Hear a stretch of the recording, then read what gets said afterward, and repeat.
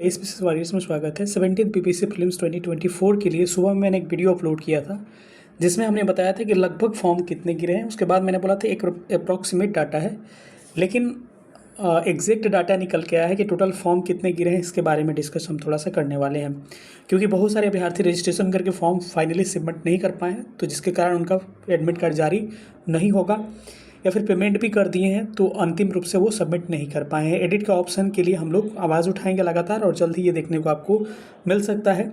इसके अलावा आपके दिमाग में बहुत सारे प्रश्न चल रहे होंगे, सर आपने बोला था कि केवल एक पेपर होगा, नॉर्मलाइजेशन नहीं होगा, तो फिर ट्विटर कैंपेन क्यों चल रहा है? ठीक है, ट्विटर कैंपेन चले, वो ठीक है, बहुत अच्छी बात है। बापू सभागार में बुलाया जाए, सबको हम लोग सहमति प्रकट करेंगे, बहुत अच्छी बात है। लेकिन जो मैं न्यूज़ डालता हूँ वो आयोग के अंदर की जो बातें होती है मैं उससे डालता हूँ। ठीक है, कई चीज़ें फॉर्मेलिटी होती है जो कि कराया जाता है दिखाने के लिए, मतलब सहमति के लिए कि सब लोग सहमत हैं, लेकिन एग्जैक्ट जो न्यूज़ है, आप समझदार हैं, मैंने बोल दिया कि जब तक मुझे कंफर्म न्यूज़ नहीं पता चलती है मैं अपडेट देता ही नहीं हूँ। आप देख लीजिएगा, टीआरई में शिक्षक भर्ती में महिला का आरक्षण से रिलेटेड एक कन्फ्यूज़न है, उसमें मुझे अपडेट नहीं मिल पा रहा है, तो मैं गलत जानकारी नहीं दे रहा हूँ, लेकिन मुझे जो जानकारी था मैंने आपको दे दिया। नॉर्मलाइजेशन से रिलेटेड आप समझदार हैं, उस पर हम ज़्यादा बात नहीं करेंगे। चलिए सेशन को स्टार्ट करते हैं। जो लोग नए होंगे चैनल को सब्सक्राइब करके जुड़ जाइएगा, और टेलीग्राम ग्रुप का लिंक होगा पिन कमेंट, वहाँ से ज्वाइन कर लीजिएगा। चलिए हम लोग सेशन को स्टार्ट करते हैं। तो हम लोग एक एग्जैक्ट डाटा की बात करें तो टोटल जो बच्चे हैं रजिस्ट्रेशन पूर्ण रूप से किए थे, रजिस्ट्रेशन 5,50,000 यानी कि 5.5 लाख बच्चों ने क्या किया था, रजिस्ट्रेशन किया था, लेकिन ये पूर्ण रूप से अपना फॉर्म फिल नहीं कर पाए। 5.5 लाख बच्चों ने क्या किया था, रजिस्ट्रेशन किया था। ठीक है, लेकिन ये पूर्ण रूप से अपना फॉर्म नहीं भर पाए, 5,50,000। ठीक है, अब इसमें एक्चुअली हुआ क्या कि इसमें कई सारे प्रॉब्लम्स आए, साइट दिक्कत हुआ, जिसके कारण किसी का पेमेंट हुआ नहीं। तो पेमेंट जिसका नहीं हुआ वो क्या हो गया, आपका ऐसे ही वो फाइनल सबमिट नहीं हो पाएगा, आगे प्रोसेस नहीं कर पाएंगे। कई लोगों का पेमेंट भी सक्सेस हो गया, पेमेंट सक्सेस होने के बाद से फिर से आगे प्रक्रिया जाकर क्या होगी, फंस गई, और ये फाइनल सबमिट आपका नहीं हो पाया, जिसके कारण ओवरऑल जो है 5.5 लाख फॉर्म भरे गए, लेकिन कंप्लीट डाटा जो है आपको कितने फाइनल सबमिट किए गए, 4,70,000। ठीक है, 4,70,000 इतने फॉर्म आपके फाइनल सबमिट किए गए हैं, और आयोग के द्वारा कहा गया है कि यही क्या होगा, आपका इतने ही लोगों का क्या होगा, एडमिट कार्ड जारी होने वाला है, क्योंकि जिनका फाइनल सबमिट नहीं हो पाया उनका एडमिट कार्ड जारी नहीं होगा।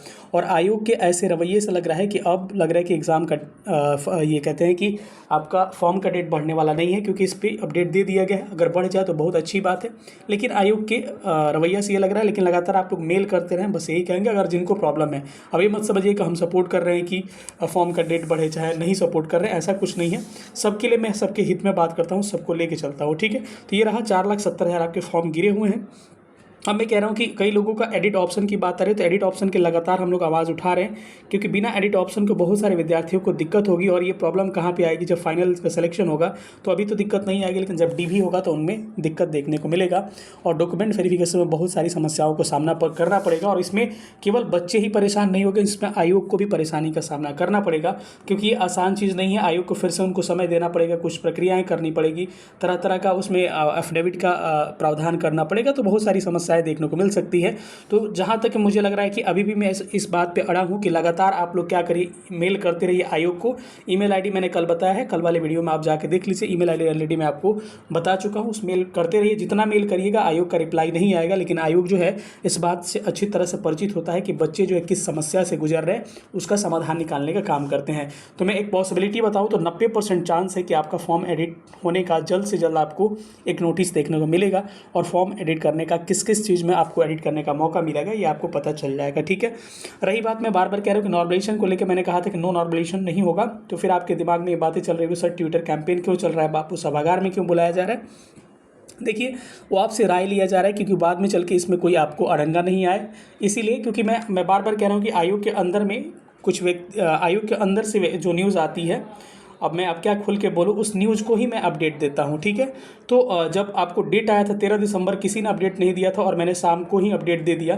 कई लोग कहे कि फेक है, मैं लेकिन चुपचाप रहा, उस कमेंट का रिप्लाई नहीं किया। जब नोटिस अगले दिन भी नहीं आया, अगले दिन 11 बजे नोटिस आया, सुबह में 9 बजे पेपर में आ गया, और 11 बजे नोटिस 11-12 के करीब में आ गया, तब सबने कहा, मैं तब रिप्लाई किया कि देख लीजिए फेक है कि ओरिजिनल है। जब तक आपको स्पष्ट जानकारी नहीं मिलती है, इस पर हम जानकारी नहीं देते हैं। तो मैं आपको दिखा दूं पेपर में क्या चीज़ें दी गई है। यहाँ पर देख पा रहे होंगे आप, पेपर में जो दे रखा है, दिया है कि एकीकृत 17वीं संयुक्त परीक्षा के लिए 5 लाख आवेदन हुए। आवेदन की बात करें टोटल, हम लोग पढ़ लेते हैं न्यूज़ क्या है। एकीकृत 17वीं प्रतियोगिता परीक्षा के लिए आवेदन की सबमिट करने की तिथि सोमवार को समाप्त हो गई। आयोग सूत्रों के अनुसार सोमवार की शाम 6 बजे तक 5,50,000 ने रजिस्ट्रेशन किया था, जबकि शुल्क जमा करने सहित आवेदन की पूरी प्रक्रिया 4,70,000 तक ही हो पाई, क्योंकि 6 बजे के बाद से साइट क्या हो गया, क्रैश हो गया था। उसके बाद लगभग फॉर्म नहीं भरे गए थे। तो ये डाटा जो है लगभग 6 बजे के आसपास आयोग के सूत्र के हिसाब से पता चल रहा है कि ये लग 4,70,000 के करीब में फाइनल सबमिट हुए, क्योंकि साइट क्रैश हो गया था। तो क्रैश होने के बाद से कितना बढ़ेगा, 10,000 5,000 मुश्किल से, अभी मुश्किल से नहीं बढ़ेंगे। ठीक है, तो फॉर्म काफ़ी कम गिरा है। जो सीरियस कैंडिडेट उन्होंने किया है, और कई लोग जो भरना भी चाहते हैं वो नहीं भर पाए अंतिम समय में साइट प्रॉब्लम की वजह से। सचिव सह परीक्षा नियंत्रक जो है सत्यप्रकाश शर्मा ने बताया कि रजिस्ट्रेशन, आवेदन और परीक्षा शुल्क जमा करने वाले अभ्यर्थियों को प्रवेश पत्र जारी किया जाएगा। वैसे अभ्यर्थी जो सिर्फ रजिस्ट्रेशन किए हैं उन्हें प्रवेश पत्र जारी नहीं किया जाएगा। एकीकृत 17वीं संयुक्त प्रतियोगिता परीक्षा के आधार पर 2035 सीटों पर नियुक्ति होनी है। प्रारंभिक परीक्षा इसका पीटी 13 दिसंबर को संभावित है। तो आप संदेह में नहीं रहे, एग्जाम जो होगा 13 दिसंबर को ही होने वाला है। ये बापू सभागार वाला थोड़ा सा देख लेते हैं। ये 15 नवंबर को नहीं बुलाया जाएगा, थोड़ा सा इसमें लेट होगा। बीपीएससी परीक्षा रिजल्ट सहित प्रक्रिया की जानकारी पूरी सभागार अभ्यर्थियों को, अभिभावक, शिक्षा विशेषज्ञों को दिएगा। इसका आयोजन नवंबर के तीसरे सप्ताह में संभावित है। आयोग के अनुसार इसमें परीक्षा प्रक्रिया से जुड़े कोई भी व्यक्ति शामिल होकर सुझाव से अवगत करा सकते हैं। पिछले कुछ माह में परीक्षा संचालन को लेकर आयोग ने कई बदलाव किए, इसमें अभ्यर्थियों से अवगत कराया जाएगा। इस प्रक्रिया के फुल प्रूफ के लिए आयोग अभ्यर्थी, अभिभावक और शिक्षकों, विशेषज्ञों से क्या सुझाव मांगेगा, और कार्यक्रम की विस्तृत जानकारी जल्दी आयोग की वेबसाइट पर अपलोड हो जाएगी। क्या किया जाएगा, आयोग की एक साइट पर आपको आएगा, आपका डेट आएगा जो नवंबर का 3rd वीक होगा, 15 नवंबर नहीं होगा, संभवतः 20 नवंबर या उसके बाद का तिथि होगा। और उसमें जो स्टूडेंट है जो यहाँ पटना में, सब उसमें आप भाग ले सकते हैं। स्टूडेंट हो गया, उनके गार्जियंस हो गए, कोई भी गार्जियंस जो सुझाव देना चाहते हैं वो हो गए।